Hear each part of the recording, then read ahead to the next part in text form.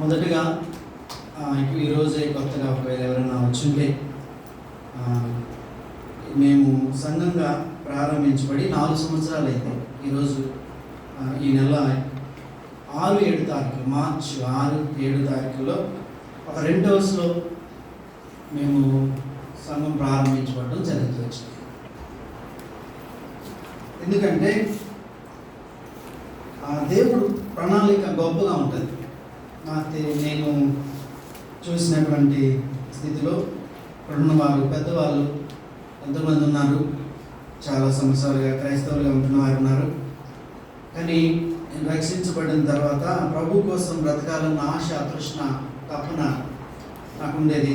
సువార్త ప్రకటించాలి, నాలాగా నశించిపోతున్న వారికి కొన్ని మాటలు చెప్పాలి అన్న పరుగు నాకు ఉండేది.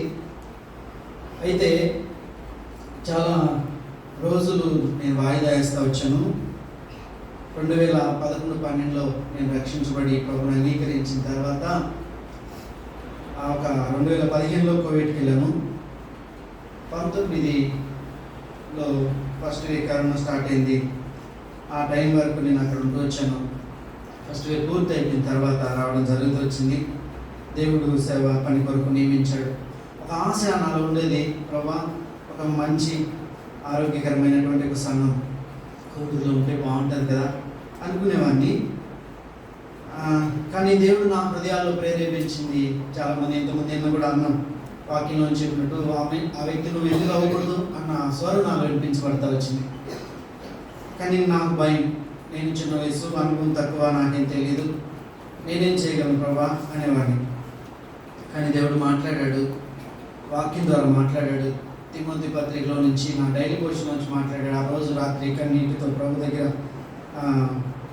నా యొక్క కోవిడ్ క్యాంపస్లో రూమ్లో అందరూ పడుకొని ఉన్న టైంలో నేను ప్రార్థన చేసుకొని అలా పడుకున్నాను. ఇలాంటి టేబుల్ ఉంటే ఇంతే టేబుల్, ఆ టేబుల్ పైన ప్రేర్ చేసుకొని అలా పడుకున్నప్పుడు ప్రభు స్వరం నాకు ఒక అనిపించింది. కొంతమంది నమ్ముతారు, కొంతమంది నమ్మరు. నేను దాన్ని బట్టి నేను ఎవరిని ప్రశ్నించట్లేదు. ఏంటంటే ఎఫ్ఎస్సి 4:13 అనే మాట రిపీట్గా వినపడింది నాకు. అప్పుడు తీసి చదివాను. అందులో ఉన్న భాగాలు కృపావరాల గురించి ఉంటుంది, 5 కృపావరాల గురించి. ఆ మాటలు దేవుని సంఘం అనే గురించి మాట్లాడుతూ ఉంటుంది. అక్కడ ప్రతి శరీరము తన పరిమాణం చొప్పున పనిచేయాలని ఉంటుంది. ప్రేమ కలిగి సత్యం చెప్పుచు క్రీస్తు వలె అన్ని విషయాలు ఎదగాలనే మాట ఉంటుంది. ఆ యొక్క పేరాలో చూసినప్పుడు ఆ మాటలన్నింటినీ ధ్యానం చేసుకొని ప్రభుకి కమిట్మెంట్ చేసుకొని, ప్రభా నేను వెళ్ళడానికి సిద్ధం, మళ్ళా నాతో మాట్లాడని. మళ్ళా 2 రోజుల తర్వాత మాట్లాడుతూ వచ్చినప్పుడు తిమోతి పత్రికలో అపోస్తలుడైన పౌలు తెస్సలోనికీయులకు రాసిన పత్రికలో 2వ పత్రిక 1వ అధ్యాయంలో 10వ వచనం నుంచి మాట్లాడుతూ వచ్చాడు. ఆ పిలుపుకి నువ్వు యోగ్యుడివి, మీరు యోగ్యులని నేను నమ్ముతున్నాను, మేలు చేయాలన్న కలిగి ఉన్న మీలో ఆలోచన బట్టి ఆ పిలుపుకి యోగ్యులు అని అక్కడ వారితో చెప్పినటువంటి మాట ప్రభు నాకు అందించాడని, తృప్తిపరచబడని, ఆయన స్వరమని నేను నమ్మి నిర్ధారణ చేసుకుని నా యొక్క డ్యూటీకి రిజైన్ చేసి వచ్చాను. వచ్చిన తర్వాత సరే వచ్చాను ప్రభా, ఎలా చేయాలి అదొక సందిగ్ధం. నా భార్యతో చెప్పాను ఇలా అని. ఆమె కొంచెం భయం, కొంచెం అటు ఇటు ఉంది. ఉంటున్నటువంటి స్థానిక సంఘంలో వెళ్తూ వచ్చి కొన్ని విషయాలు మనం అక్కడ నేర్పించి అక్కడ కూడా దేవుని సేవ పరిచయం చేయొచ్చు కదా అన్నట్లు ఉంటే ఒక 5 నెలలు కొనసాగి అక్కడికి వెళ్ళాను. సంతృప్తి లేదు, సాటిస్ఫాక్షన్ లేదు. అయితే ఒకరోజు దేవుడు మళ్ళా ఒంటరిగా కూర్చొని మాట్లాడుకుంటూ వచ్చినప్పుడు కొన్ని వాక్యాల ద్వారా నాతో మాట్లాడి సంఘం కొరకు ఆ టైంలో నేను రావడం, కలిసి ప్రార్థన చేశాం. అయితే ఫస్ట్లో వచ్చేటప్పుడు ఏమన్నాడంటే, నేను సేవ కొరకు సమర్పించుకొని ప్రభు పిలుపొందుకొని వచ్చాను అని తెలుసు కాబట్టి విజన్ ఏమన్నాడంటే, అన్న వెళ్ళేటప్పుడు ఒకసారి మీరు ఆలోచించండి, మాకు కమిటీ ఏ సంఘాలకి వెళ్ళి మళ్ళీ అక్కడి నుంచి వాళ్ళని తీసుకొచ్చారు, ఏం తీసుకొచ్చారన్న మాటలు లేకుండా ఉంటాయి అన్నట్లు అన్న చెప్పాడు నాకు సలహా. దాన్ని నేను లోబడ్డాను. కానీ మా వైఫ్ ఏమైందంటే, అలా వెళ్ళకుండా ఉంటే ముందెళ్తున్న వారు ఏమని అనుకుంటారంటే ఇంకా మొహమాటానికి కుదరలు వెళ్ళాం. కానీ ప్రభు స్వరం వినిపించబడి తిరిగి రెంట్ హౌస్లో అది కూడా ఎలా జరిగిందంటే, ఇంటి దగ్గరని మేము ఉన్నటువంటి పాతిళ్ళు, దానికి 3 లక్షలు ఖర్చు పెట్టి రీమాలేషన్ చేసి చుట్టూ కాంపౌండ్ వాష్రూమ్స్ అన్నీ చేసి కిటికీలు పైన పెట్టగోడ అన్నీ చేయించిన తర్వాత వర్షం పడితే స్లాబ్ కారుతుంది. 1 రోజు 2 రోజులంతా ముగ్గురు పిల్లలు అలా పండుకోబెట్టుకొని కారుతుంటే మేము వాళ్ళకి దుప్పట్లు కట్టి కూర్చున్నాము 2 రోజులు. ఆ మరుసటి రోజే బండి తీసుకొని టౌన్కి వెళ్ళి రెంట్ హౌస్ ఎతికాము, దొరికింది. అది దేవుని సంఘానికి అనుకూలంగా ఉండాలి అన్న భావన అయితే మాకు అక్కడ సంఘం పెట్టాలి, అక్కడే సంఘం ప్రారంభించుకోవాలన్న ఆలోచన మాకు లేదు అసలు. కానీ దేవుడి ఉద్దేశాలు ఎలా ఉంటాయో చూడండి. అక్కడ అంకుల్ వాళ్ళు ఇచ్చారు, మెయిన్ బస్ స్టాండ్లో సెంటర్లో ఇచ్చారు, 2nd ఫ్లోర్లో. ఆ టైంలో అన్న వాళ్ళు వచ్చి ప్రే చేశారు. ఇట్లుందన్న నా మనసు సంకుచితంగా ఉంది, అటు ఇటు ఉంది, కలవరంగా ఉంది అంటే నాకు కొద్ది రోజులు ప్రార్థన చేయండి. ఒక ఫ్యామిలీ కానీ మీకు ఇవ్వబడితే దేవుడి చిత్తంలో నీ మనసు ఏక మనసు కలిగినటువంటి ఒక కుటుంబం కానీ జత చేయబడితే దేవుడి సంకల్పంలో ఒకవేళ ముందుకు నడిపిస్తాడని అంటే, అప్పుడు ప్రేయర్ చేస్తూ ఉండగా ఎఫ్రాయిం తగిత వాళ్ళు మాకు పరిచయం అంతా వచ్చారు. కోవిడ్లో సంఘంలో పరిచయము వేరే సంఘానికి ఎఫ్రాయిని నడిపిస్తూ వచ్చాను. నేను సువార్త ప్రకటించి అనేక సార్లు ఫోన్ చేసి, అది ఇంటికి వచ్చిన తర్వాత తమ్ముడు కాంటాక్ట్లో ఉంటూ, అన్న నాకు అలానే ఉంది, నాకేమీ హ్యాపీగా లేదన్నప్పుడు ఇద్దరం కలిసి ప్రేయర్ చేసుకొని మార్చి 2021 6-7 తారీఖులో సంఘంగా ప్రారంభించి బలగెత్తు ప్రారంభమైంది. అలాగా 2 కుటుంబాలుగా ప్రారంభమై కొనసాగించి 8 నెలలు అక్కడ జరిగింది. అక్కడ స్టీఫెన్ వాళ్ళు మా కుటుంబంగా యాడ్ అవుతూ వచ్చారు. తర్వాత ఈ మందిరం అప్పటికి సగం వాళ్ళ వరకు కట్టున్నప్పుడు బాబాయ్ పంచి వాళ్ళు ఈ విధంగా పరిచయం కొరకు దేవుని కొరకు ఇవ్వాలని నేను కూడా అనుకుంటున్నాను అన్నాడు. పూర్తి అయిపోయింది, మందిరం పూర్తి అయిపోయిన తర్వాత బాబాయ్కి విజయన నేను ఇద్దరం చెప్పాను, ఇలా అని ఇది దేవుని పని కొరకు అని బాబాయ్ గారు అన్నారు. కానీ అది అప్పుడు కూడా పూర్తి చేసి బాబాయ్కి చెప్పాం, ఇది మీరు ఓకే అంటేనే మేము ఇది ఇన్వాల్వ్ అవుతాం, లేదంటే మీకు ఈ స్వేచ్ఛగా ఎవరికైనా ఇవ్వాలని, లేదా ఎవరి పరిచయం ద్వారా లేదా సొంతంగా చేయాలని మీకు ఎలా ఉన్నా మాకు సంతోషమేనని చెప్పాము. చెప్పినప్పుడు లేదు చేయాలి, మీరే చేయండి, 1 సంవత్సరం చూసిన తర్వాత ఏదో ఒకటి సంఘం కొరకు నేను చేస్తానన్నట్టు చెప్పాను. అలా ప్రారంభించబడింది. అయితే అనేకమైన పరిస్థితులు, అనారోగ్యం. ఆ రోజు నాకు గుర్తుంది, మార్చి 21 6-7 తారీఖులో మేమున్న రెంట్ హౌస్లో పైపు బ్లాక్ అయిపోయింది, మోటార్ చెడిపోయింది. స్నానం చేయడానికి అన్న వాళ్ళు సుమారుగా పాలకొల్లు ఇటీవల హైదరాబాద్ నుంచి చాలామంది వచ్చారు. మా కోవిడ్లో పరిచయమైన సహోదరులు అందరూ వచ్చారు. అందరికీ మేము ఉండే ఇల్లు పెద్దది, చాలా పెద్దది. ఇప్పుడున్నంత మంది కూర్చోవడానికి కూడా అనుకూలంగా ఉంటుంది. దేవుడు అలా ఇచ్చాడు. అయితే వాటర్ ప్రాబ్లం అయింది. ఆ రోజు మరుసటి రోజే దాన్ని మళ్ళా వెంటనే రెడీ చేసాము. తర్వాత అలా ఉండగానే అప్పుడు తగిత డెలివరీ కోసం పాప శ్రేష్ఠాన్ని ఇబ్బంది పడతా వచ్చింది. అదొక శోధన, పాప పుట్టితే చనిపోతుంది అని డాక్టర్ చెప్పినప్పుడు ఎంతో కన్నీటితో వేదంతో ప్రార్థన చేశాము. ప్రభువు అద్భుతంగా ఆ బిడ్డను సజీవంగా ఉంచాడు. ఇంతవరకు ఇక్కడ ఆడుతుంది, పైకి వెళ్ళినట్టుంది. అలా ప్రభు సహాయం చేశాడు. మళ్ళీ అభిప్రాయం వల్ల తండ్రి గారికి అనారోగ్య పరిస్థితి 1 సంవత్సరంలో.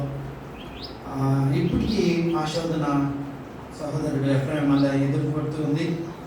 కానీ ప్రభు కృపణిస్తూ ఉన్నాడు, బలపరుస్తూ ఉన్నాడు. అలా అటు వాళ్ళకి మాకు కూడా శోధన, బలహీనత, అనారోగ్యం, ఇంట్లో అవమానం. సంఘం ప్రారంభించబడింది. ఆ రోజే ఫోన్ చేశారు. ఈరోజు ఎలా జరిగింది అలానే ఫోన్ చేసి మా చెల్లెలు పాప చనిపోయింది. వెంటనే అక్కడికి వెళ్ళి ఆ పాపను చూసి వాళ్ళకు ఆదరించి వచ్చిన తర్వాత మిగతా కార్యక్రమాలు చేశాం. ఈరోజు కూడా అదే జరిగింది. 5 గంటలప్పుడు ఫోన్ చేస్తే కాలెత్తే మా బాబాయ్, మా తాతగారి కుమారుడు, మా తాత వాళ్ళు 5 మందిలో ఒక ఆయన కుమారుడు చనిపోయాడు. వెంటనే 6 నేను వేసి వెళ్ళి అక్కడ వాళ్ళతో మాట్లాడి కొంత నేను చేసి చెప్పేసి వచ్చిన ఇప్పుడు 2 గంటలకి ఉందనుకుంటా. అలా అనేకమైన ఒత్తిళ్లు జరుగుతూ వచ్చాయి సంఘంలో. కుటుంబాలుగా మాకు సమస్యలు. ఈ ప్రాంతంలో ఉండడానికి మాకేమి లగ్జరీ కోసం ఉన్నట్లేదు. 4 నెలలు 8 నెలలు రెంట్ హౌస్లో ఏ రోజు తక్కువ చేయాల, ఇప్పుడు కూడా ఎప్పుడు తక్కువ చేయాల. మేము దేవుడు మాకు అలాంటి నమ్మకం, నాకు ప్రభు పైన, దేవుడి పైన నాకు అధికమైన నమ్మకం ఇప్పటికీ నేను చెప్పగలను. 4 సంవత్సరాలుగా మీటింగ్స్ పెట్టుకున్నప్పుడు ఎంతో ఖర్చు వస్తుంది, కానీ మేమందరం చిన్న పనులు చేసుకునేవాళ్ళం. ఇక్కడున్న వాళ్ళు కనీసం ఒక 15,000 శాలరీ సంపాదించేవాళ్ళు ఎవరు. అందరూ చిన్న కూలి పనులు, వ్యవసాయము అలా చిన్న చేసేవారు. కానీ ఉన్నదాన్ని బట్టి వచ్చిన కానుకలు లేదు వ్యక్తి ప్రభు పాదాలు చెంత పెట్టి ప్రార్థన చేసినప్పుడు నిజంగా ఎప్పుడు మిగిలి ఉంచబడిందే కానీ ఎప్పుడు కూడా తప్పు వచ్చి వేరే వాళ్ళని అప్పు చేయాల, ఎవరిని మాకు ప్రార్థనకి సహాయం చేయండి ఎవరిని అడగ. ప్రభు నమ్మితే గొప్ప కార్యాలు ఎలా ఉంటారు. రాత్రి చాలాసేపు నాకు నిద్ర పట్ల 12:30 అయింది. తెల్లారి 3 నెలలకు వచ్చి మోకరిస్తే ఆ కన్నీళ్ళు ఆగట్ల. ఎందుకంటే ప్రభు అంత నమ్మకమైన వాడు, అంత న్యాయవంతుడు. ఆయన నమ్మిన వారి బిడ్డల పక్షాన ఎంతో గొప్ప కార్యాలు చేస్తాడో నా కళ్ళారా, నా జీవితం ద్వారా సంఘం పక్షాన ఆయన వర్షించాడు. ఒకవేళ ఆత్మలు అభివృద్ధి చెందకపోవచ్చు, విస్తారంగా రాకపోవచ్చు, కానీ ఉన్నటువంటి వాటిలో క్వాంటిటీగా నిలబడ్డారు, కుటుంబాలుగా నిలబడ్డారు, యథార్థవంతులుగా చేపట్టారు. వారు ఎప్పుడు మీటింగ్స్ అనుకున్నా రాత్రి పగలు ఇక్కడే ఉండి కష్టపడతారు, నాతో పాటు సహకారంగా ఉంటారు. అలాంటి వారిని ప్రభు ఇచ్చాడు. కానీ అంతేకాదు, పరిచయం విస్తరించుకునే లేదు. ఈ 4 సంవత్సరాల్లో మేము 21 మందికి బాప్తీసాలు ఇవ్వడం జరుగుతూ వచ్చింది. 21 మందికి బాప్తీసాలు ఇవ్వడం జరిగింది. కానీ కొంతమంది కోవిడ్కి వెళ్ళిపోయారు. ఈ ఏరియాలో అందరూ ఏం చేస్తారంటే పోషణ కొరకు కష్టమైతే కోవిడ్కి వెళ్తారు. స్త్రీలుగా ఉన్నవారు, పురుషులుగా ఉన్నవారు ఇంక వేరే పనులకి అట్లా వెళ్తూ ఉంటారు. అలా జరుగుతూ వచ్చిందని అలా పరిచయంలో ప్రభు సహాయం చేస్తూ వచ్చాడు. కానీ వీటన్నిటిలో కూడా ప్రభు మమ్మల్ని వెంబడించి వెంటనే ఉండి నడిపించాడు. ఈ ఆవరణలో అనేకమైన చీకటి ప్రభావాలు మా పిల్లల పైన దాడి జరుగుతూ వచ్చింది. ఒక రోజు విజయన్ వచ్చాడు, ఇలా మీటింగ్ జరుగుతుంది, గ్రేస్ సర్కిల్ ఇంటికాడ మీటింగ్ జరుగుతారు, ప్రేయర్ కోసం వెళ్ళాం. వెంటనే కాల్ చేశారు, మోషేకి పండుగ ఏదో పుట్టిందని. అక్కడ అమ్మల్ని అక్కడే ఉంచి పరిగెత్తుకుంటా అప్పటికప్పుడే హాస్పిటల్కి తీసుకెళ్ళాం. తర్వాత ఇక్కడ ఈ కిటికీలోకి ఒకసారి పాము వచ్చింది, లోపల బెడ్రూమ్ లేక ఒక పాము వచ్చింది, కట్టల పాము. వీటన్నిటి నుంచి ప్రభు మమ్మల్ని ఎంత కాపాడుతున్నాడో మేము చూడగలం. నేను అందుకే నమ్ముతాను, మరణమైన జీవమైన ఉన్నంతకాలం ప్రభు కొరకు బ్రతకాలి, విధేయులపై బ్రతకాలి, లోబడి బ్రతకాలి. అలా ఉన్నప్పుడే మన పరిచయం వర్ధిల్లుతుంది, ఉంటున్నటువంటి కుటుంబాలు మేల్కొందుతాయి, సంఘం క్షమం పొందుతుంది, సమాజానికి మాదిరిగా చూపించగలుగుతాం. ఎందుకు ఇలా ఖర్చు పెట్టి ఎందుకు మీటింగ్ పెడతాను తెలుసండి. మాకున్నటువంటి 10 కుటుంబాలే, 10 కుటుంబాలు 2-3 ఫ్యామిలీస్ కోవిడ్లో ఉంటారు. అయితే ఉన్నటువంటి 5-6 ఫ్యామిలీస్లో మాకు ఇంత ఖర్చు పెట్టుకోవాల్సిన అవసరం లేదు. కానీ మా ఆశ ఏంటంటే అందరికీ వినిపించాలి, సత్యమైన వాక్యాన్ని, నాణ్యమైన వాక్యాన్ని అందరికీ వివరించి అందించాలి అన్న ఒక దృక్పథం.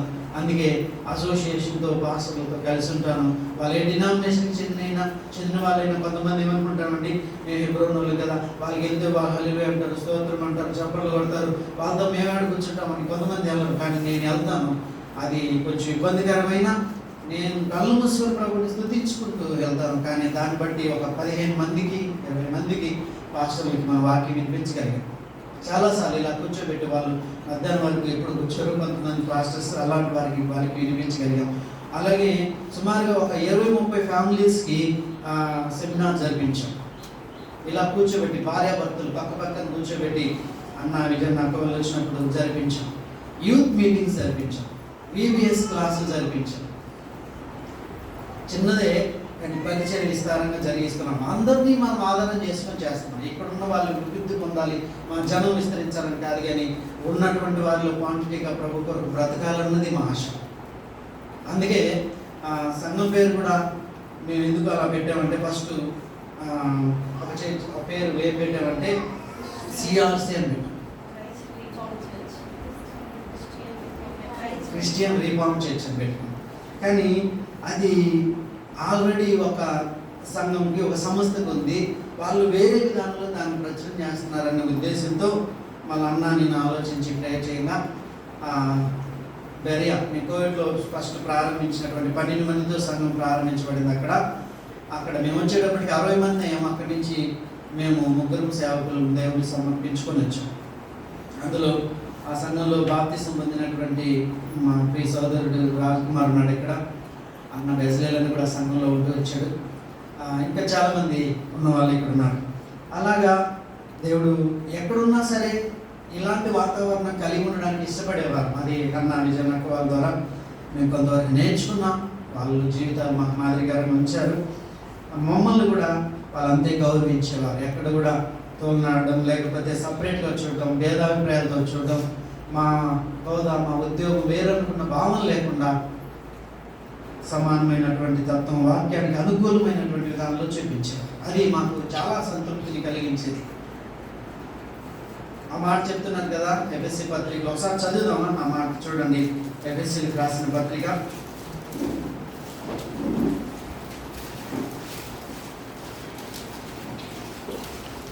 4వ అధ్యాయము, ఎఫ్ఎస్సికి రాసిన పత్రిక 4వ అధ్యాయము 19 నుంచి ఒక్కసారి చదువుదాం 16 వరకు. పరిశుద్ధులు సంపూర్ణులగినట్లు క్రీస్తు శరీరము క్షేమాభివృద్ధి చెందుటకును పరిచర్య ధర్మం జరుగుటకును ఆయన కొందరిని అపోస్తులుగాను, కొందరిని ప్రవక్తలుగాను, కొందరిని సువార్తికులుగాను, కొందరిని కాపరులుగాను, ఉపదేశకులుగాను నియమించును. అందువలన మనం ఇక మీదట పసిపిల్లలమై ఉండి మనుషుల మాయోపాయముల చేత వంచనతోను తప్పు మార్గములకు కుయుక్తితోను గాలికి కొట్టుకుని పోవునట్లు కల్పింపబడిన ప్రతి ఉపదేశములకు ఇటు అటు కొట్టుకుని పోవచ్చు అలల చేత ఎగరగొట్టబడినట్లుండగా ప్రేమను కలిగి సత్యము చెప్పుచు క్రీస్తు వలె ఉన్నట్టుకు మనం అన్ని విషయంలో ఎదుగుతాము. ఆయన శిరస్సు ఉన్నాడు. ఆయన నుండి సర్వ శరీరము చక్కగా అమర్చబడి తనలో ఉన్న ప్రతి అవయవము తన పరిమాణం చొప్పున పనిచేయుచుండగా ప్రతి కీలు వలన కలిగిన బలము చేత అతకబడి ప్రేమ యందు తనకు క్షేమాభివృద్ధి కలుగునట్లు శరీరమునకు అభివృద్ధి కలిగి చేసుకుంటున్నది. ఈ మాటలు పదే పదే రిపీట్ అవుతూ వచ్చాయి. ప్రాక్టికల్గా దాన్ని చేయాలని తపనుండేది. అందుకే వేరే క్రైస్ట్ డిసైబుల్ చర్చ్ అని పెట్టుకున్నాం. అంటే మనము వ్యక్తిగతంగా కట్టబడాలి, తర్వాత కుటుంబాల విలువలతో కట్టుకోవాలి, తర్వాత పరిచర్య కొరకు మనము శిష్యులను సిద్ధపరచాలి అన్న ఆ భావన సందిగ్ధంతో మేము ప్రారంభించాం. ప్రభు అలా నడిపిస్తూ ఉంటున్నాడు. అనేక మంది మా దగ్గర ఉంటున్నటువంటి బ్రదర్స్లో ఒక 5-6 మంది ఉంటాం. 5-6 మందిలో 2 ఇక్కడ వాక్య పరిచయం చేస్తారు నేను లేని టైంలో. అలాగే హైదరాబాద్ బిసిరీస్లో బ్రదర్స్ అన్నోళ్ళు ఉంటారు, ఎవరస్తులు అక్కడ కూడా ఒక 2-3 పరిచయం వాక్య పరిచయం చేస్తారు అన్నలేనప్పుడు. అంటే మేమే ఉండాలి, మేమే మాట్లాడాలి అనుకున్న భావన మాకైతే ఎప్పుడు ఉంది. ఎందుకంటే వాక్యం అదే చెప్తుంది. వాక్యం అలా చెప్తుంది. కొందరిని అపోస్తులుగా, కొందరిని ప్రవక్తలుగా, కొందరిని సువార్తికులుగా, కొందరిని కాపరులుగా, కొందరిని ఉపదేశులుగా దేవుడు నియమించాడు. ఆ మాటని నమ్మి తర్వాత ఎటు పడితే అటు పోకూడదు. ఏ బోధన అంటే ఆ బోధన నమ్మి వెళ్ళకూడదు. వాక్యాన్ని ఆధారం చేసుకోవాలి. టీచింగ్ మాదిరిగా వాక్యాన్ని వినాలి. ఎందుకు నిన్న 5 సెక్షన్లు కూర్చోబెట్టి వినిపించాం? కేవలం ఏంటంటే వాక్యము మన హృదయాల లోపలికి ఎంత వెళితే అంత మనం ప్రభావితం చెందుతాం అన్న భావంతో అలా వినిపించాలనుకున్నాం. రెండోదిగా భిన్నాభిప్రాయాలు చూపించకూడదు సంఘంలో. అధికారాన్ని, కులాన్ని, ఇప్పటికీ మా యొక్క సంఘంలో కూడా కులతత్వానికి విభిన్నంగా ఇక్కడ ఒక వివాహం జరిగింది హైదరాబాద్లో. అన్న దగ్గర అనుకున్నటువంటి తేజ కూడా అలా వివాహం చేసుకోవడానికి ప్రభుకి ఇక్కడే ఉంది కీర్తి, తేజ కీర్తి వాళ్ళు కానీ, అలాగే మా దగ్గర ఉన్నటువంటి బ్యూలా మా యొక్క సోదరుడు ప్రభు కూడా అలా వాళ్ళే ముందుకు వచ్చి చేసుకుంటూ వచ్చారు. దేవుడు అది కోరుకుంటాడు, అది మెచ్చుతాడు, అది అంగీకరిస్తాడు. సంఘాల్లో అలాంటి వాయికలు ఉండకూడదు అంటాడు. ఎందుకంటే దేవుడు అదే కోరుకుంటాడు. ఇంకా ఆ భావంలో ఉండి ప్రభుని అంగీకరించి ప్రభుకి మనం సబ్మిట్ అయిపోయి ప్రభుని నమ్మి బ్రతుకుతున్నటువంటి మనం ఇంకా లోకాచారాలు బట్టి ఆ రోజు ఇది చేయకూడదు, ఈ రోజు ఇది చేయకూడదు, ఇదిగో ఈ దాల్గొండ ఇలా దాటకూడదు, ఈరోజు 9 అబ్బా అంటున్నాం, ఇలాంటివి అంతా కూడా వదిలేయాలనుకున్న భావంతో ఆ చిన్న వయసులో ఉన్న సంఘాన్ని నుంచి కూడా మేము దాన్ని బోధిస్తూనే ఉంటున్నాం, దాన్ని నేర్పిస్తూనే వస్తున్నాం. దాన్ని ప్రాక్టికల్ రూపంలో చేయడానికి కూడా ప్రయత్నం చేస్తూనే ఉన్నాం. మా జీవితాల్లో చేసి వాళ్ళకు కూడా అది చేయాలని చెప్పడానికి ప్రయత్నం చేస్తూ ఉన్నాం. అమర్చబడాలి, ఒకరికి మధ్యలో, ఒకరి పైన, అటు ఇటు ఒకరినొకరిని గౌరవించుకుంటూ ఎదగాలన్నది మా దృక్పథం, మా ఆశయం అని, అది ప్రభు సంకల్పం అని నేను నమ్ముతున్నాను. ఎందుకంటే ప్రాముఖ్యంగా ఆ సంఘానికి, ఎఫెసులో ఉన్న సంఘానికి ఆ మాటలు ఆయన చెప్తూ వచ్చినప్పుడు, ఆయన శిరస్సు అయి ఉన్నాడు, ఆయన నుండే సర్వ శరీరము చక్కగా అమర్చబడింది అంటున్నాడు. తనలో ఉన్న ప్రతి అవయవము తను పరిమాణం చేయాలి. ఏది కూడా ఉప్పొమ్మడానికి లేదు, అలానే ఏది తీసి పారవేయడానికి లేదు. ప్రతిదీ కూడా ప్రాముఖ్యమైనదని మేము బోధన చేస్తూనే వాక్యం కొరకు, పరిచయం కొరకు నడిపించబడతా వస్తున్నాం. ఈ మాటలన్నీ మేము మళ్ళా గుర్తు చేస్తుంటానంటే, మన యొక్క మాటల విధేయత అంటే ఏంటి, విధేయతలో ఉన్నటువంటి ప్రాముఖ్యత, ప్రాధాన్యత, విధేయతల వల్ల కలిగే ఆశీర్వాదాలు, విధేయతల వలన కలిగే నష్టాలు. అది ఈ మాటల్ని ఎందుకు చెప్తున్నానంటే, మనము ఆ విషయాన్ని గుర్తుపెట్టుకోవాలి. పైన ఉంటుంది, మనందరం కూడా గుర్తుపెట్టుకోవాలని మీకు ప్రాముఖ్యంగా తెలియపరుస్తామంటున్నాను. అయితే నన్ను వాక్యాన్ని కూడా షేర్ చేయమన్నాడు, కానీ సమయం లేదు. ఒక 15 నిమిషాలు కొన్ని మాటలు నేను చెప్తాను, వినండి. వాక్యం కొరకు వెళ్దాం. విధేయత అనేది సంపూర్ణంగా ఉండాలి. నిన్న కూడా రూపం ద్వారా కూడా 4 సెక్షన్లో జరిగిన విషయాలన్నీ మీకు చూపించారు. వ్యక్తిగతంగా, కుటుంబంగా, అలానే సంఘంగా, సమాజంగా ఎలా ఉండాలో, ప్రభుకి విధేయులు ఎలా బ్రతకాలో, యేసు ప్రభు జీవితాన్ని ఈరోజు అన్న ద్వారా కూడా వింటూ వచ్చాం. రాత్రి అన్న సాలేమాన్ గారి ద్వారా వింటూ వచ్చాం యోగు తన జీవితాన్ని. ఈరోజు నేను ఒక కొన్ని మాటలు చెప్పాలనుకుంటుంది ఏంటంటే, సంపూర్ణంగా విధేయత చూపించాలి. అరాకొర లేకపోతే పాక్షికంగా కాదు. కొంచెం చూసించి కొంచెం లోపడటం, కొంచెం మాత్రమే, అంటే అలా ఏమవుతుందంటే అది అవిధేయతే. పరిపూర్ణం కానీ విధేయత అవిధేయతతో సమానం. సంపూర్ణంగా విధేయత చూపించలేని వాడు, నువ్వు అనుకుంటావు నేను విధేయత చూపించాను, చెప్పింది చేశానుగా అని అనుకుంటే పొరపాటు.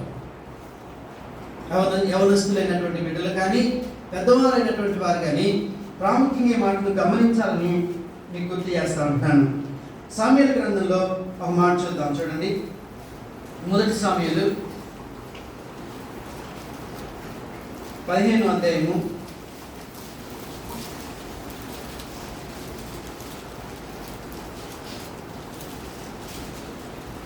1 సామ్యూయేలు గ్రంథము 15వ అధ్యాయము 1 నుంచి 3 వచనాలు చదువుదాం. చదువుతారు ఎవరైనా? ఒకానొక దినమున సమూయేలు సౌలును పిలిచి, యెహోవా ఇశ్రాయేలుకు తన జనుల మీద నిన్ను రాజుగా అభిషేకించుటకై నన్ను పంపెను. యెహోవా మాట వినుము.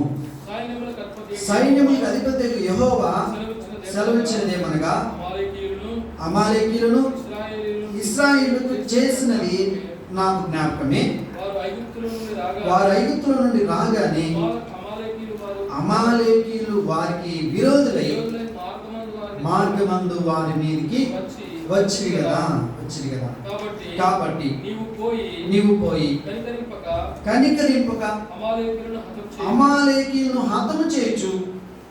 పురుషులనేమి, స్త్రీలనేమి, బాలులనేమి, పసి పిల్లలనేమి, ఎద్దులనేమి, గొర్రెలనేమి, ఒంటెలనేమి, గార్ధవములనేమి అన్నింటినీ హతము చేసి వారికి కలిగినదంతయు బొత్తిగా పాడు చేసి అమాలేకీయులను నిర్మూలన చేయమని చెప్పారు. ఈ 3 వచనాల్లో భావన అర్థమవుతుందా? ఒకానొక దినమున సమూయేలు సౌలును పిలిచాడు. సౌలు పిలిచి ఏమన్నాడంటే, యెహోవా ఇశ్రాయేలుకు తన జనుల మీద నిన్ను రాజుగా అభిషేకించుటకై నన్ను పంపాడు. యెహోవా మాట విను అన్నాడు. ఎవరు చెప్తున్నాడు? సౌలుకి చెప్తున్నాడు. ఎవరు చెప్తున్నారు? సమూయేలు చెప్తున్నాడు. సమూయేలు సౌలు పిలిచి నిన్ను అభిషేకించుటకై నన్ను పంపాడు. నువ్వు అనుకుంటావేమో నా బలము, నా అధికారము, లేకపోతే నా యొక్క శక్తి సామర్థ్యాలు ఉన్నాయి, నా తెలివితేటలు ఉన్నాయి అనుకుంటావేమో. దేవుడు నన్ను పంపాడు నిన్ను అభిషేకించమని, ఇశ్రాయేలుకి రాజుగా ఉండడానికి పంపించాడు. కాబట్టి నేను చెప్పే మాట విను అన్నాడు. అయితే 2వ వచనం అంటాడు, సైన్యములకు అధిపతికి యెహోవా సెలవిచ్చినదేమనగా, ఏమన్నాడు దేవుడు ఏం చెప్తున్నాడంటే, అమాలేకీయులు ఇశ్రాయేలుకు చేసినది నాకు జ్ఞాపకమే అన్నాడు. అమాలేకీయులు ఇశ్రాయేలుకి ఏం చేశారంటే తీరుని నష్టాన్ని కలిగజేశారు, కీడు చేశారు. పసిపిల్లలు కూడా అని చూడకుండా వాళ్ళని కఠినంగా శిక్షించారు. ఆ విషయాన్ని దేవుడు తన ప్రజల పట్ల చేసిన కీడుని చూసి దేవుడు ఇప్పుడు ఆయన కంటికి కన్ను పంటికి పన్ను అన్నది ధర్మశాస్త్ర ప్రకారం తీర్చుకునేవాడు. అలా యుద్ధ వాతావరణాలు జరిగేవి ఆ టైంలో చెప్తున్నాడు. అమాలేకీయులు చేసింది నాకు జ్ఞాపకం ఉంది అని దేవుడు చెప్తున్నాడు. జాగ్రత్తగా విను సౌలు అన్నాడు. వారు ఐగుప్తుల నుండి రాగానే అమాలేకీయులు వారికి విరోధులై మార్గమందు వారి మీదకి వచ్చారు కదా అన్నాడు. వాళ్ళు ఎప్పుడైతే ఐగుప్తులోనికి రాగానే ఐగుప్తులో నుండి రాగానే అంటే అప్పుడు వాళ్ళు ఎప్పుడైతే యొక్క ఐగుప్తు దేశంలో బానిసత్వంగా కొన్ని సంవత్సరాలు అక్కడ ఉండి బయటకు వచ్చిన తర్వాత రాగానే అమాలేకీయులు వారికి విరోధులయ్యారు. మార్గమందు వారి మీదకి వచ్చారు, యుద్ధం చేయడానికి చూశారు. కాబట్టి నీవు పోయి కనికరించొద్దు, ఒక్కరిని కూడా కనికరించొద్దు. అమాలేకీలో ఉన్న ఎవరిని కూడా, చిన్న పిల్లలు కూడా నీ చెప్పాడు. ఎందుకు చెప్పాడు దేవుడు అంటే వాళ్ళ పాపం అంత భయంకరమైనది, వాళ్ళ స్థితి అంత చెడ్డది.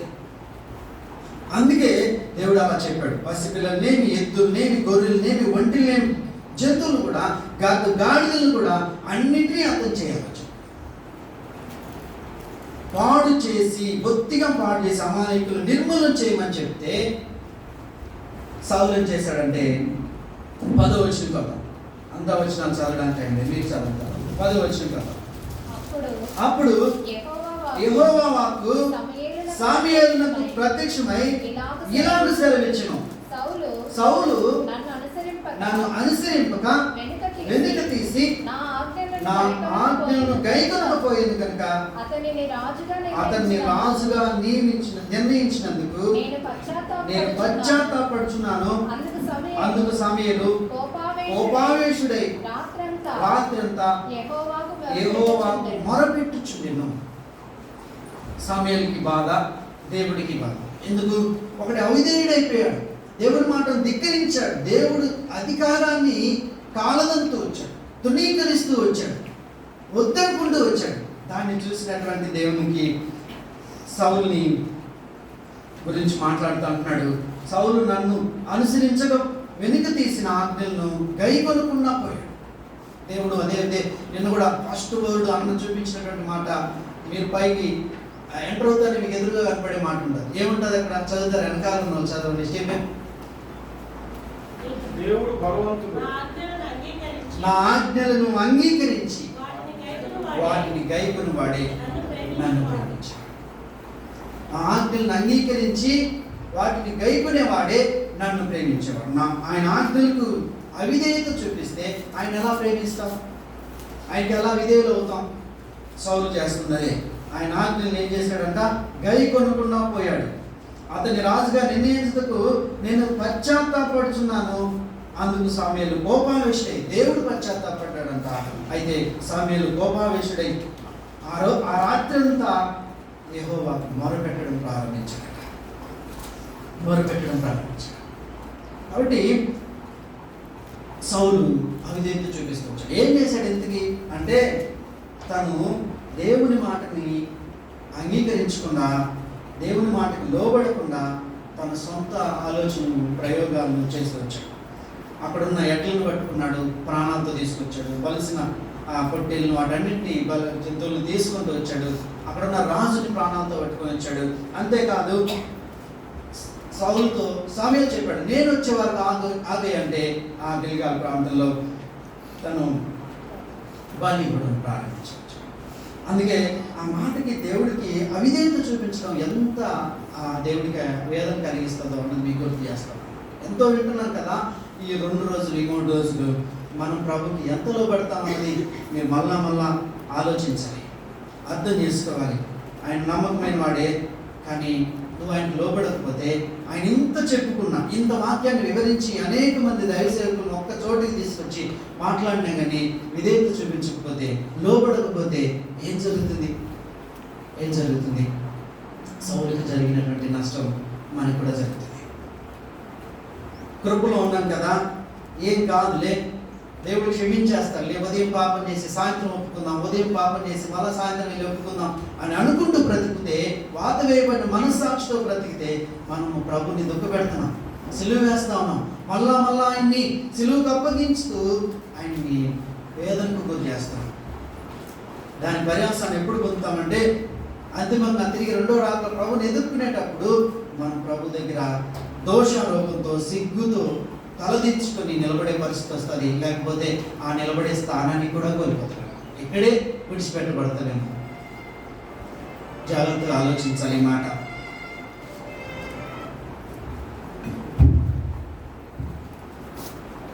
ఈ మాటలు గమనిస్తున్నారా?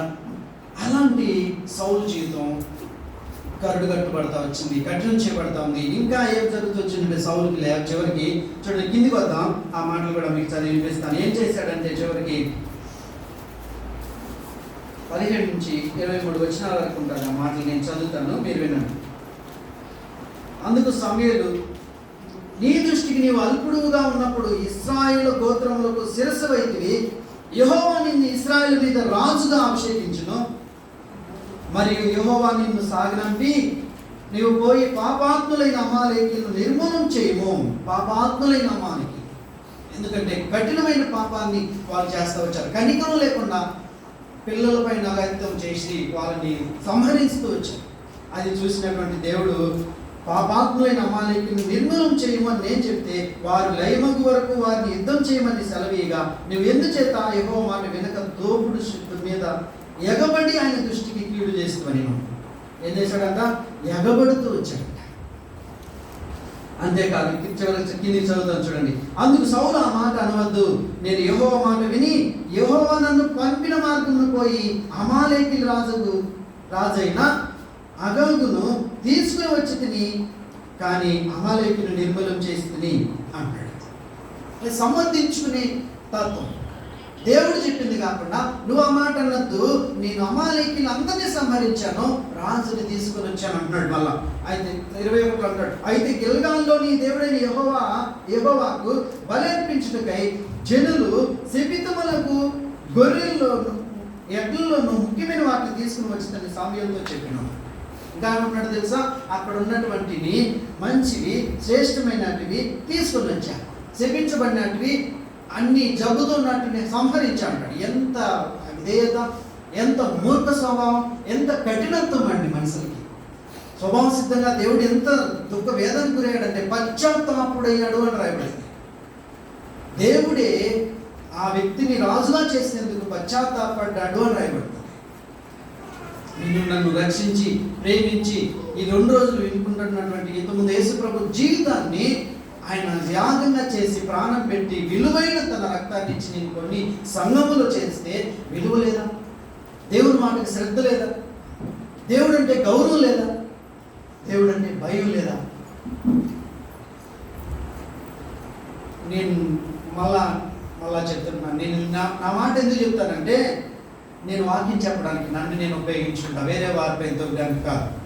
ఒక్కోసారి నేను ఎంత అవిధేయంటే, ఎంత లోబడిన సమయం, ఎంత కఠినత్వమైనట్టువే బైబిల్ని ఆ చెల్లి తీసుకొస్తే కొట్టి తరివేశాను. ఎక్కడైనా పెట్టేసాను, లేదు తీసుకురావద్దని చెప్పాను. కరుడు కట్టినటువంటి కఠినాత్మని నేను ఎక్కడైనా సువార్త చేస్తామంటే ఆ పక్కన ఇంకొక ఇద్దరిని కలుపుకొని వాళ్ళతో ఎలాగైనా మాట్లాడి వాళ్ళని డైవర్ట్ చేయాలనుకునేటువంటి మూర్ఖుని. అంత స్థితిలో ఉన్నటువంటి అలాంటి నన్ను దేవుడు ఎలా మార్చాడంటే, ఆయన వాక్యాన్ని చదువుకున్నాను, నిద్రపోయానా పొరపాటునంటే అది ఇప్పుడు బలహీనంగా అనారోగ్యంలో ఉన్న మతి నాకు లేనప్పుడు, పూర్తిగా మంచాన్ని ఉన్నప్పుడే తప్ప ఆ టైంలో కూడా నాకు చదవాలనే తృప్తి. అలా చేశాడు. వాక్యాన్ని ప్రేమించడాన్ని ప్రేమిస్తూ అలా చేశాడు. ఇంకా నా ఆశ వాక్యం నేను ఎంత వినేవాడిని తెలుసండి. ఇలాంటి ఫోన్ కాదు, చిన్న ఫోన్ ఉంటాయి, ఇంత ఫోన్ ఉంటాయి కదా, అప్పుడు వచ్చాయి. దాంట్లో ఆదికాండం నుంచి ప్రకటన గ్రంథం వరకు వాక్యాన్ని వేసి నేను వర్క్ చేసే ప్లేస్లో వర్క్ చేస్తూ ఉండేవాడిని. ఎన్నోసార్లు విని నా హృదయంలో వాక్యం. అందుకే కోవిడ్కి వెళ్ళినప్పుడు ఇప్పుడు అన్నలు విజయన్నలు కోవిడ్లో ఒక్కొక్క గ్రంథాన్ని ధ్యానం చేసి పెడతా ఉంటారు కదా.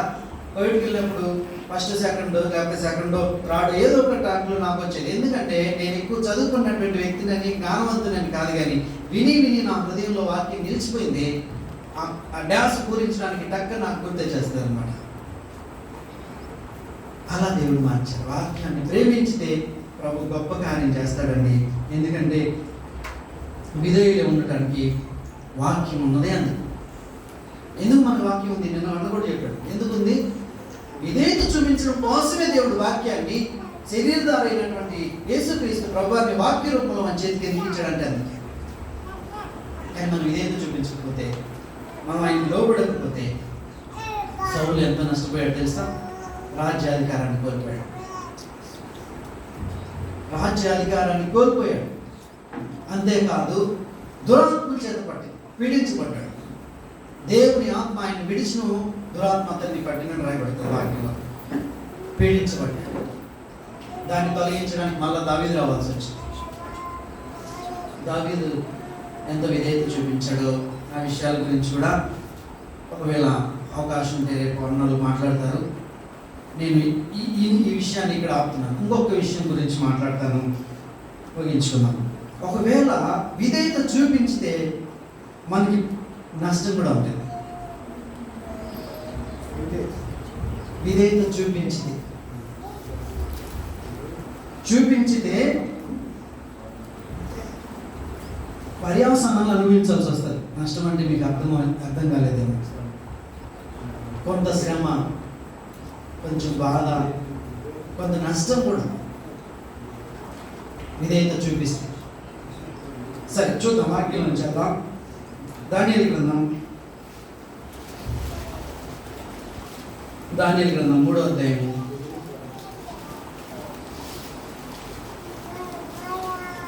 16-18 వచ్చిన 3వ అధ్యాయము 16-18 వచ్చినాలు చదువుతారా? శద్రకును మేషాకును అబేద్నెగోయు రాజుతో ఇలాగ చెప్పిరి, నెబుకద్నెజరు ఇందును గురించి నీకు ప్రత్యుత్తరం ఇవ్వాలనే చింత మాకు లేదు. మేము సేవించుతున్న దేవుడు మండుచున్న వేడిమి గల ఈ అగ్నిగుండంలో నుండి మమ్మల్ని తప్పించి రక్షించుటకు సమర్థుడు, మరియు నీ వశమును పడకుండా ఆయన మమ్మల్ని రక్షించును. ఒకవేళ ఆయన రక్షింపకపోయినను, రాజా నీ దేవతలను మేము పూజించమనియు నీవు నిలవబెట్టించిన బంగారు ప్రతిమకు నమస్కరింపమనియు తెలుసుకొనుము. షడ్రక్, మేషక్, అబేద్నెగోలు ప్రభు కొరకు, దేవుని కొరకు నిలబడ్డారు. శాసనం జారీ చేయబడింది. ఎవరైతే వారి దేవతలను పూజ చేస్తారో, లేకపోతే ఆయన పెట్టించిన ప్రతిమకు తప్ప వేరే దాన్ని పూజ చేస్తారు, వారందరూ కూడా నాశనం చేయబడతారు. ఆ యొక్క అగ్నిగంధకాలలో వేయబడతారని తెలిసినప్పటికీ కూడా ఆయన వాళ్ళ హృదయాలు స్థిరంగా నిలబడ్డాయి. నష్టం ఉంది. లోబడితేనే, దేవునికి లోబడి వాళ్ళకి అవిధేయత చూపిస్తే నష్టం ఉంది. దేవుని మాటకి లోబడ్డారు, ప్రాణాలు కోల్పోవడానికైనా ఇష్టపడ్డారు, చచ్చిపోవడానికైనా సిద్ధపడ్డారు. అందుకే ఈ మాట ధీటుగా చెప్పారు, ధైర్యంగా చెప్పారు. ఏమాత్రం మొహమాటాన్ని పోకుండా పేరు పెట్టి చెప్పారు. మీకు అందరికీ తెలుసు ఈ కథలు. సండే స్కూల్ నుంచి వింటున్నారు కదా, సండే స్కూల్ నుంచి వింటున్నారు. నెబుకద్నెజరు అని ఘంటాపదంగా కేకేసి పిలుపునిచ్చి చెప్తున్నాడు, నువ్వు నిలవబెట్టించిన ఈ ప్రతికి మేము నమస్కరించాం. చదువుతాం ఒకసారి. షడ్రక్, మేషక్, అబేద్నెగోయు రాజుతో ఇలా చెప్పిన, నెబుకద్నెజరు ఇందుల గురించి నీకు ప్రత్యుత్తరం చింత మాకు లేదు. మేము సేవించున్న దేవుడు మండుచున్న వేడిమి గల అగ్నిలో నుండి మమ్మల్ని తప్పించి రక్షించుటకు సమర్థుడు, మరియు నీ వశంలో పడకుండా ఆయన మమ్మల్ని రక్షించు. ఒకవేళ ఆయన రక్షింపకపోయినను, రాజా నీ దేవతలను మేము పూజించమనియు నీవు నిలవబెట్టించిన బంగారు ప్రతిమకు నమస్కరించమనియు గుర్తించు అన్నాడు. అది కదా రోషం కలిగిన బ్రతుకు. అది కదా దేవుడికి లోబడ్డం అంటే. కానీ ఇప్పుడున్న పరిస్థితుల్లో, సమాజాల్లో, సంఘాల్లో క్రైస్తవులు ఎలా ఉన్నారు తెలుసండి? నువ్వు ప్రభుని నమ్ముకుంటే నీకు రేషన్ కార్డు ఉండదు, ప్రభుని నమ్మితే నీకు రేషన్ ఇవ్వరు, లేకపోతే ప్రభుని నమ్ముకుంటే నీకు రిజర్వేషన్లు ఉండవు అని చెబితే వెంటనే భయపడి ప్రభుకి దూరం అయిపోయినటువంటి వాళ్ళు ఎంతోమంది ఉన్నారు. ఇప్పుడు వాళ్ళు దాన్ని టార్గెట్ చేశారు. ఎవరైతే మతోన్మాదులు ఉన్నారో, ప్రభుకు వ్యతిరేకంగా బ్రతుకుతూ ప్రచారం చేస్తున్నారో, తిరిగి గర్వంశ చేస్తున్నారు, వాళ్ళ ప్లాన్ ఏంటంటే తెలిసి తెలియని అమాయకులుగా, చదువు ఎక్కువగా తెలియనటువంటి వాళ్ళ దగ్గరికి బెదిరించే మాటలు. కానీ వాళ్ళకి కూడా అలాంటి జ్ఞానం ఉందో లేదో అది నాకు తెలియదు. కానీ వాళ్ళు నమ్మిన డాక్టరీన్, సిద్ధాంతం, ధర్మశాస్త్రం వాళ్ళ హృదయాలు పటిష్టంగా ఉంది, మార్చలేకపోయారు. రాజు శాసనాలు జారీ చేసిన ఆ వేడిమి అగ్ని గంధకాలకైనా వెళ్తాం, కానీ నువ్వు పెట్టిన ప్రతి ఒక్కరిని నమస్కరించాం. అది లోబడ్డం, ప్రభుకి విధేయత చూపించాం. నష్టం పోయిన పర్యవసనాలు ఒకవేళ అనుభవించాల్సి వచ్చినా కానీ ప్రభుకి ఇదే దాంట్లో అనుభవించినటువంటి దానియేలు కూడా చూస్తాం. దానియేలు వీళ్ళతో పాటు తోటి పాడినటువంటి దానియేలు గారు కూడా అలాంటి పర్యవసనాన్ని అనుభవించాడు. ప్రభు కొరకు నిలబడ్డాడు. ఆయన ప్రార్థన చేయడం మానలా, ఏమైనా జరగని ప్రార్థన చేయడం మానలా. అదే పండగంగా పట్టుకున్నారు, అదే ప్లాన్గా పట్టుకున్నటువంటి వాళ్ళు వచ్చి ఆయన తీసుకెళ్ళి, ఇదిగో ఆయన రాజును తీసుకొని వచ్చి ఇదిగో చూడు అని వెంటనే ఆయన్ని కూడా సింహాల బోన్లో వేస్తే అక్కడి నుంచి ప్రభుని స్తుతిస్తున్నాడు, ప్రార్థన చేస్తున్నాడు. సింహాల నోరు మూయబడ్డాయి, ఎక్కడ కూడా సింహాలు దాడి చేయాలి. నోరు లేని జంతువులు కూడా తను ఇచ్చినటువంటి ఆజ్ఞకి లోబడ్డాయి. ఎందుకంటే ఆ వ్యక్తి దానియేలు గారు సర్వాధికారి అయిన దేవుడు, సర్వాన్ని సృష్టించిన సృష్టికర్తని దేవుడికి లోబడ్డాడు కాబట్టి ఆయన్ని మొట్టల. ఏమనుకుంటున్నారు మీరు? దేవుడు అంటే, మనం పూజించే దేవుడు అంటే మీకు చులకనైతే ప్రియమైన సోదరులారా, గౌరవిస్తాం, లోబడదాం. లోబడకపోతే మనకు మాత్రం ఆయన నుంచి వేరుపడాల్సిన పరిస్థితి వస్తుంది. ప్రభుని దుఃఖ పెడుతూ బతకాల్సిన స్థితి వస్తుంది. కాబట్టి ఆ స్థితి మనకు ఉండకూడదని మీకు గుర్తు చేస్తాం. నూతన నిబంధనలో ఒక మాట ఉంటుంది కదా, అపోస్తలుల కార్యాలు 5వ అధ్యాయంలో 27 నుంచి ఒక మాట చదువుతాను. 5వ అధ్యాయము 27వ వచనం చదువుతారా? వారిని తీసుకుని వచ్చి సభలో నిలవబెట్టగా ప్రధాన యాజకుడు వారిని చూసి మీరు ఈ నామమును బట్టి బోధింపకూడదని మేము మీకు ఖండితముగా ఆజ్ఞాపించలేదా? ఇదిగో మీరు యెరూషలేమును మీ బోధతో నింపి ఈ మనుషుని హత్య మా మీదికి తేవాలని ఉద్దేశించినారని చెప్పిను. అందుకు పేతురును అపోస్తలును మనుషులకు కాదు దేవునికి మేము లోబడవలెను కదా. మీరు ప్రాణమున వేలాడవేసి సంహరించిన యేసును మన పితరుల దేవుడు లేపెను. ఇశ్రాయేలుకు మారు మనసును పాప క్షమాపణను దయచేయుటకు దేవుడు ఆయనను అధిపతినిగాను రక్షకునిగాను తన దక్షిణ హస్తబలం చేత హెచ్చించి ఉన్నాడు. స్టార్ట్ ఈ మాటలు ఆగుదాం. ఏమన్నాడు ఇక్కడ తెలుసా? ఇక్కడ పేతురు యోహానులతో మాట్లాడుతున్నటువంటి మాట, వాళ్ళకి దేవుడు పట్ల ఎంత గౌరవం వచ్చిందంటే, పరిశుద్ధాత్మ పూర్ణులుగా చేయబడిన తర్వాత ఆ పెంతెకోస్తు దినాన వాళ్ళందరూ కలిసి దేవునితో గడుపుతున్న టైంలో వాళ్ళందరూ ఆత్మతో నింపబడిన తర్వాత వాళ్ళ శక్తి ఎంత విపరీతంగా పెరిగిందంటే, ఎంత ధైర్యం కలిగి ఉన్నారంటే వాళ్ళు, అంతకు మునుపు ఆ దేవాలయం పక్కన కూర్చున్నటువంటి గుంటి వ్యక్తి ఎన్నో సంవత్సరాలుగా ఉన్నాడు. అంతకుముందు కూడా ఎన్నోసార్లు చూశారు. ఏ రోజు తన వారికి వెళ్ళి కనీసం మెసేజ్ గురించి మాటలు చెప్పినటువంటి వాళ్ళు కాదు, ఎందుకంటే భయం. కానీ ఎప్పుడైతే ప్రభు ఆత్మపైతే వాళ్ళు నింపబడ్డారో ధైర్యం తెచ్చుకొని ఏం చేస్తారు తెలిసి, ఇప్పుడు వాళ్ళు ఎక్కడ ప్రకటించకూడదు, ఎక్కడ సువార్త చేయకూడదు, ఎరుషలేములో మీరు మాట్లాడకూడదు అంటే ఆ మాటలన్నీ పక్కన పెట్టేసి వారిని తీసుకుని వచ్చి సమాజం ఎదుట నిలబెట్టి అడుగుతున్నారు. వాళ్ళు అడిగే ప్రశ్నలకు ఏమన్నారంటే, ప్రధాన యాజకుడు వారిని చూసి ప్రధాన యాజకుడు అన్నాడు, మీరు ఈ నామాన్ని బట్టి బోధించకూడదు, మేము మీకు ఖండితంగా ఆజ్ఞాపించలేదా? ఇదిగో మీరు యెరూషలేమును మీ బోధతో నింపి ఈ మనుషుల హత్య మా మీదికి నీ తేవల్ని ఉద్దేశించున్నారని చెప్పినాం. అందుకు పేతురు అపోస్తలును, మనుషులకు కాదు మేము దేవునికే లోబడి. ఎంత అమూల్యమైన మాట! అండర్లైన్ చేసుకోండి, అవసరమైతే కంఠస్థం చేసుకోండి. మనుషులకు కాదు, మేము దేవునికి లోబడి వలన కదా.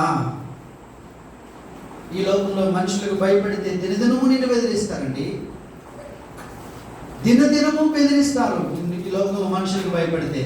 కానీ సర్వోన్నతుడైన, సర్వశక్తివంతుడైన, బలాధికారమైనటువంటి, బల శౌర్యుడైనటువంటి దేవునికి ఎప్పుడైతే నువ్వు లోబడ్డ నేర్చుకుంటావో మిగతా ఎవరికి నువ్వు భయపడాల్సిన అవసరం ఉండదు.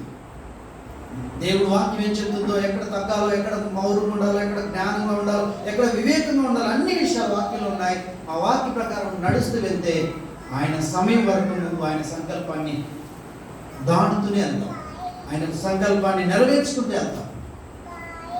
కాబట్టి గమనించండి, ఈ మాటలు మళ్ళా ఎందుకు చెప్తున్నానంటే, వాళ్ళకి ఎలా వచ్చింది అలాంటి ధైర్యం అంటే, వాళ్ళందరూ కూడా ఆత్మపూర్ణులు అవ్వాలి, పరిశుద్ధాత్మపూర్ణులయ్యారు, దేవునికి లోబడతారు. మనుషులు కాదు, మనుషులు నిన్ను బెదిరిస్తారు. స్కూల్లో, కాలేజీలో నిన్న అన్న ప్రశ్న అడుగుతూ వచ్చినప్పుడు ఆ మాట నాకు గుర్తొచ్చింది వెంటనే. అలాంటి బెదిరింపులు ఎన్నో వస్తాయి, కానీ మనం ప్రాముఖ్యంగా ప్రాధాన్యంగా ఇవ్వవలసిన స్థానం ఏంటంటే దేవునికి. నేను కూడా నా పిల్లలకైనా చెప్తున్నాను, దేవుని వాక్యం చెప్తుంది, దేవుని సత్యం చెప్తుంది, ఇది మాత్రం మీరు నెరవేర్చాలని చెప్తున్నాను. అది ఓన్ డిసిషన్గా వాళ్ళు ఎవరిని తీసుకొస్తున్నారు, ఎవరిని తీసుకొస్తున్నారు, వాళ్ళు దానికి లోబడితే ధన్యులవుతారు. లేకపోతే ఎవరైనా, నేనైనా, నా బిడ్డలైనా, ఎవరైనా సరే ప్రభు శిక్షకు గురవ్వాల్సింది. ప్రభు చూపించేటువంటి ఆ కనికరము, గౌరవము, ఆశీర్వాదం ఎంత ప్రాముఖ్యమో లోబడకపోతే నష్టం కూడా అంతే ఉంటుంది. ఒకసారి తర్వాత మీరు చదవండి, లేవియాకాండం 26వ అధ్యాయం. లోబడే వల్ల ఉపయోగాలు ఉంటాయి, లోబడకపోతే కలిగే నష్టాలు ఉంటాయి. లేవియాకాండం 26వ అధ్యాయం ముగిస్తున్నాను. అర్థం చేసుకున్నాం, దేవునికి లోబడితే ఎంత గౌరవమో, ఎంత ప్రాధాన్యత, ప్రభు ఎంత గొప్పగా చేస్తాడో. 40 సంవత్సరాలు ప్రజలు మారారు, రాజులు మారారు, అధికారులు మారారు, రాజులు మారారు, కానీ ప్రధానిగా దానియేలు మారలా. ఎందుకు? దేవునికి లోబడ్డాడు. దేవుడికి తప్ప మిగతా ఎవరికి నమస్కరించాల. శద్రకు, మేషకు గారు ఎందుకు ఏసేపు తన జీవితంలో ఆయన దేవుడికి తప్ప మిగతా ఎవరు ఎంత వ్యక్తులైనా సరే వాళ్ళకి తలవగ్గల. కఠినాత్ములైనటువంటి ఐగుప్తు బానిసత్వం కింద ఉన్నా కానీ వాళ్ళు చెప్పిన పని చేశాడు, కానీ దేవుని విషయంలో రాజీపడాల. దేవుని విషయంలో రాజీపడాల, వెళ్ళి మొక్కల. వాళ్ళు పూజించే బయలుదేవతలకు పూజలు చేయాల. కానీ మనం ఎంత రాజీ పడిపోతాం, సరదా కదా, జాతర కదా, లేకపోతే అన్నలు కదా, బంధువులు కదా అని వాళ్ళతో కలిసి మమేకమవుతాం. నేను వెళ్ళొద్దని చెప్పట్లేదండి, మన సంఘాలు ఎక్కువ చెప్తాం, వాళ్ళు ఏ దానికి పిలిచినా వెళ్ళండి, కానీ మీ ప్రత్యేకత మీరు కనపరచండి. మీ ప్రత్యేకత వారికి కనపడాలి. వాళ్ళతో మలినమైపోయి తాగితే తాగడం, తింటే తినడం, మమేకమై ఎగిరితే ఎగరడం, ఇలాంటి విషయాలు చేసాం అనుకోండి, పరలోకంలో ప్రభు గేటు కూడా తప్పదు. ఖచ్చితంగా ఇది నిజం, వాక్యం చెప్తుంది. ప్రభుకి లోబడితే మిగతా ఎవరికి నువ్వు లోబడాల్సిన పని ఉండదు. భయంతో ఏదో మొక్కాల్సిన పరిస్థితి రాను. ప్రాణం పోయినా ప్రభు కోసం బ్రతకాలి. నేను అదే తీర్మానం చేసుకున్నాను. 10 సంవత్సరాల ప్రభుని నేను రక్షించబడి అయింది. 10 సంవత్సరాలు సంవత్సరం నన్ను టార్గెట్ చేసి మా ఊళ్ళో బెదిరిస్తూనే ఉంటాను. కానీ నేను ఇప్పుడు కూడా భయపడను. చెప్పాల్సినటువంటి విధానంలో సాత్వికంతో చెప్తున్నాను. పేతురు రాసిన పత్రికలో వాడు అడిగే ప్రశ్నలకు సాత్వికంతో సమాధానం చెప్పు అంటాడు. నీ హృదయాల్లో ప్రభుని ప్రతిష్ఠ చేసుకో అంటాడు. ఆ మాటలే నేను గుర్తుపెట్టుకొని గౌరవంగా చెప్తాను. వాళ్ళు ఇష్టపడతారు. ఏమైనా చేయని మనం మాత్రం ప్రభుని ప్రభు ఆజ్ఞల్ని, ప్రభు కట్టడల్ని, ప్రభు శాసనాల పక్షాన్ని నిలబడితే ప్రభు మన పక్షాన్ని ఉంటాడు. నేను చెప్పాలంటే చాలా విషయాలు ఉంటాయి, కానీ నేను చెప్పట్లేదు, ఆపుతున్నాను. ఒకవేళ నా సాక్ష్యం పూర్తిగా మీరు ఎవరు వినకపోతే పాల్ విజయ్ కుమార్ అనే యూట్యూబ్ ఛానల్లో జాన్ పాల్ అనే సాక్ష్యం మీరేనండి. పూర్తిగా నా సాక్ష్యం గురించి నేను మాట్లాడుతూ వచ్చాను. అలా దేవుడు మలిచాడు, మార్పు తీసుకొచ్చాడు. నేను ఇప్పటికీ గౌరవంగా నేను లోపడతాను. దేవుని పనిండే ఇంక నిద్ర ఉండదు. కానీ ఆ 3 రోజులైనా 2 రోజులైనా మీటింగ్స్ అయిపోయిన తర్వాత ఒక రోజు ఫుల్గా నిద్రపోతాను. ఇంకే పని చేయకుండా నిద్రపోతాను. దేవునికి మనం గౌరవం ఇస్తే, లోబడితే ఆయన ఏది తక్కువ చేయాలి. ఎప్పుడు తక్కువ చేయడు. నా జీవితంలో నేను నేర్చుకున్నాను. ఎంత ఆ ఖర్చుతో కూడినటువంటి సామర్థ్యం నిజంగా అనట్లేదు, నా శక్తి కాదు అసలు. కానీ ప్రభు తన కార్యం నెరవేర్చుకున్నాడు. ఆయన నమ్మకస్తుడు, చెప్పి చేయకుండా ఉండడని నేను నమ్ముతాను. ప్రార్థన చేసుకున్నాం. దయచేసి మోకరించండి.